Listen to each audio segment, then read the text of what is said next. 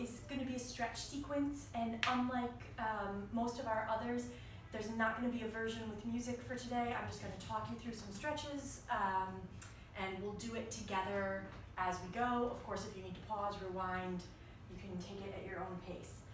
But we'll start standing. Take a breath in, and then just let your head, shoulders, one vertebrae at a time, back like we did when we started. I'm softening my knees to bring my hands to the floor, walking out to a downward dog, maybe walking my feet back a little depending on my space, pushing my shoulders open, dropping my heels downward, lifting my belly, letting my head relax, making sure that I can still breathe. So when you're stretching, you want to find that place where you feel the stretch, but where it's not painful. If you can't breathe naturally, you've probably gone too far. Now I'm going to step forward with the leg that's further away from the camera. I'm going to bring my hands up to my thigh. Take your time with that.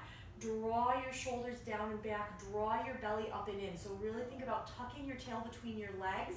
Doing that might bend the back knee. That's okay. Feel that stretch through the front of that thigh. And then think about reaching back with that heel. That leg might go a little straighter, it might stay bent. Keep rolling the hips forward so they're both aiming in the same direction. You can use hands on the thigh, hands on the hips. If you're close to a wall or something and need a little balance check as we get started here, that's totally fine. Take one more deep breath here, maybe starting to sink the hips a little lower. You should be feeling the front of the back thigh. From here, you're going to go ahead and reach the hand closer to the camera, to the floor. The opposite arm is going to do a big circle, twisting the spine, rotating the chest open. That hand goes to the floor.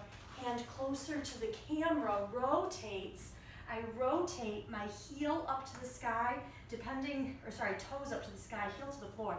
Depending how flexible you are, the other heel might lift. And then I'm going to bring both hands to the inside of the leg. Gently press that thigh open, so I'm really getting a pretty juicy inner thigh stretch here. And then, like a spider, creepy crawl right over to the other side. Again, adjust from Toy Kitchens as necessary. Let your heel lift a little. Keep your opposite leg rolling open towards the ceiling. You can use your arm to help remind that bent leg to keep opening outwards. Draw the belly up and in.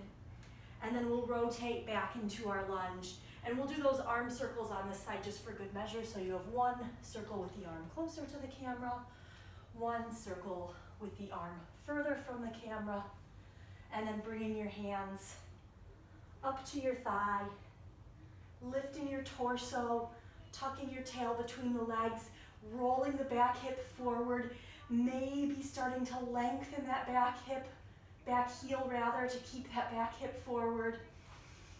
Breathing.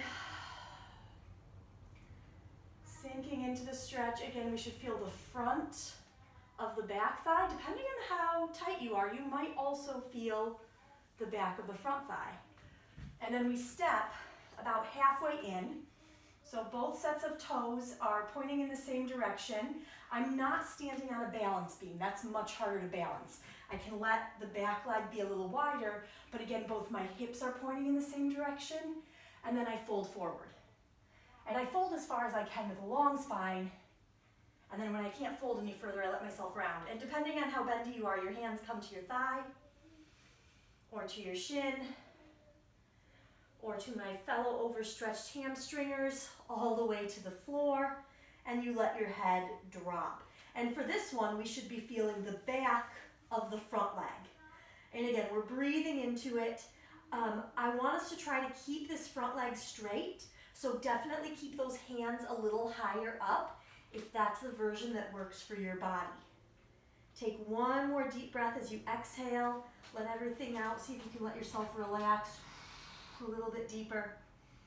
And then rotate your toes towards me. And you might want to adjust your feet so they're level. Let your head fall down into the center. So you're looking away from the camera at this point if you're really mirroring me. And that's ideal, again, for protecting that neck. So if you're like, I have no idea what she looks like now, pause, jump back in, But we're just in a straddle forward fold. And again, depending on where you're tight, you'll feel the length of the spine, you'll feel the back of the legs, you'll feel the outer edge of the hips, you'll feel all of the above. And then we rotate to the other side. And you can let the knees bend a little. Again, maybe adjust that back foot out a little. Walk the hands up to the shin or thigh if that was your place on the other side. Keep that back hip rolling forward and let yourself fold into this stretch. Again, breathing, drawing the abdominal muscles up and in as we try to let the weight of our body help us become more flexible. Here's where gravity is our friend, right? Just sinking nice and easy into it. And then both knees bend, and we step the feet next to each other, maybe a little wider apart than they were earlier. Arms hanging, knees soft, and I just take a little bounce. My chest is resting on my thighs, really just letting go of the tension in my low back, in the outsides of the hips, and then bringing that to a stillness. Lengthen one leg, the other stays bent. That gives me a nice juicy stretch through the outside of the hip. Switch. Both knees bend. Belly draws up and in. One final roll up. Drawing the shoulders down and back. Head is the last thing to arrive on top. Again, test your alignment by lifting the heels. Yeah, if you had to do like a big adjustment there, then you know you were probably a little too far back as you were rolling up. Staying more forward as you roll up is going to make you work your abs more, but we'll keep working on that.